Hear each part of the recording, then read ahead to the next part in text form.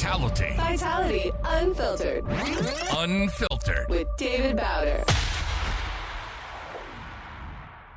Welcome back to another episode of Exercise Reset here on Vitality Unfiltered. I'm David Bauder, your host. Over the last two episodes, we've built a foundation. In episode 1, we made the decision not just to exercise, but to become someone who exercises. In episode 2, we learned that starting small isn't settling for less. It's actually the fastest path to long-term success. If you've been doing your 10 minutes each day, first of all, congratulations. You've already accomplished something that most people and many people never do. You've started. But today, we're going to talk about something that separates people who exercise for a few weeks from people who exercise for decades and a lifetime. It's not genetics. It's not discipline. It's not having more free time. It's a system. I've learned something that after taking care of patients for more than 30 years, the people that are the most successful rarely have more motivation than anyone else. They simply built a life where exercise becomes the easy decision. And that's what we're going to learn today. Let's begin with that one sentence that we started every episode with. I am becoming someone who exercises because blank. Hopefully your answer feels a little bit more real today than it did 2 weeks ago. Not because you've transformed your body, but because you've started transforming your identity. Now let's make sure the identity lasts. Sometimes people think that willpower is a long-term solution.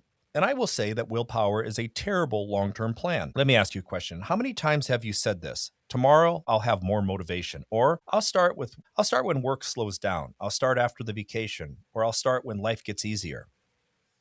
Here's the reality. Life rarely gets easier. There will always be work. There will always be family responsibilities, unexpected problems. If your exercise program depends on having extra time or extra motivation, it's probably not going to survive. Successful people don't always wake up every morning and ask themselves, gosh, today's going to be a great day. I want to go exercise. Do I feel like exercising today? No, they remove the decision. Exercise is simply what they do. Just like brushing your teeth, just like going to work, just like taking your medications. It's no longer something they debate. It's just part of the routine. Another thing that has to be established is habits beat decisions.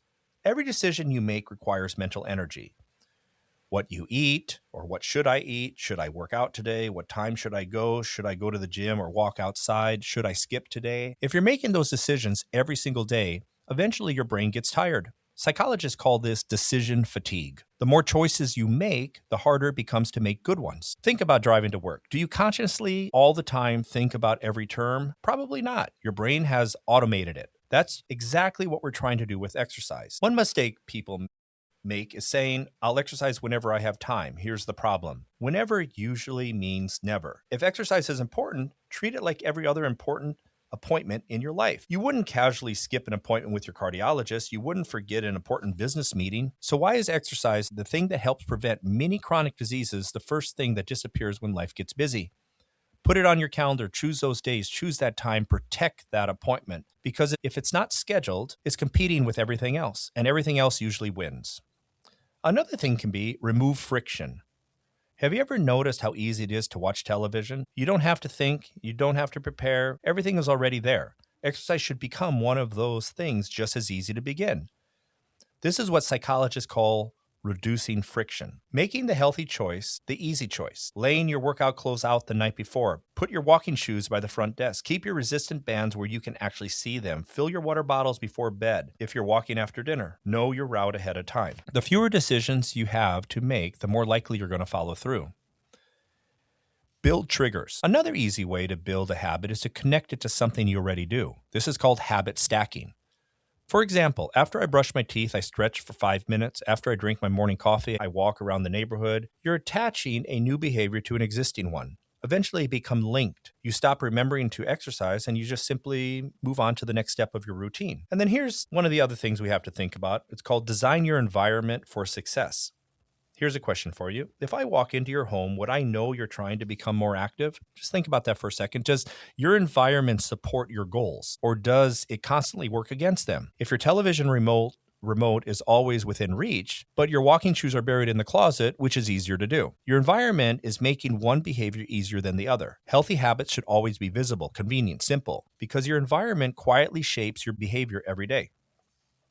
Then accountability matters.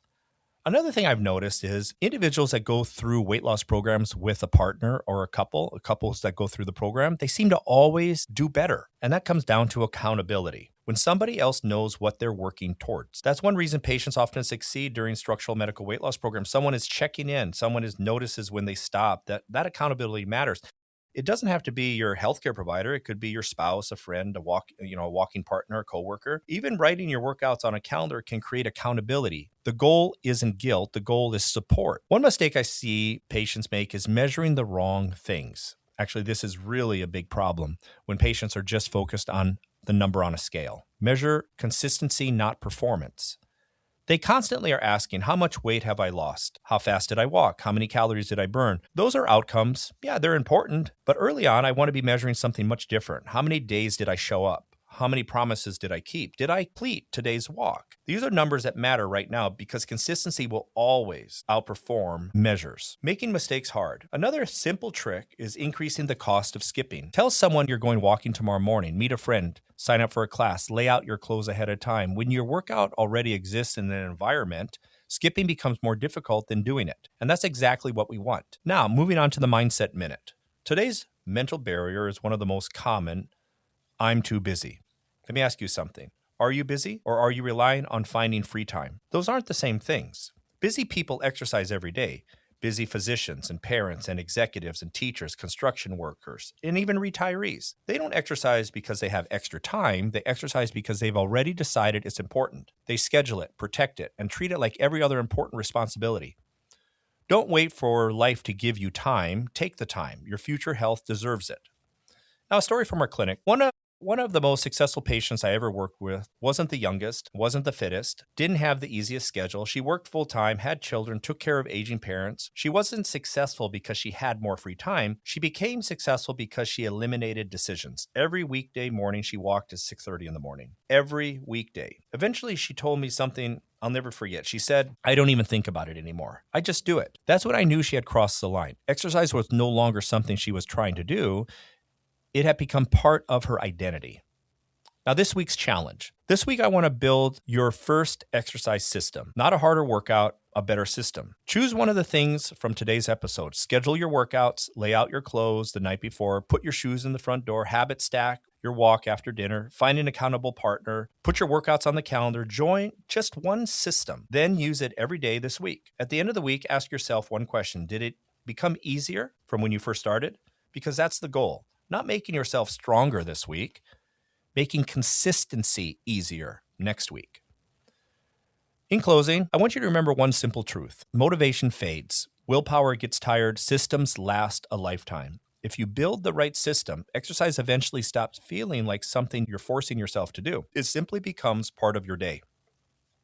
Now, the next episode, we're going to talk about something almost everyone experiences, and that's the wall. The point where progression slows, life gets busy, motivation disappears, and you start to wonder if it's even worth continuing. I'll explain why that wall is actually where lifelong habits are built and how to get through. Thank you for joining me on another episode of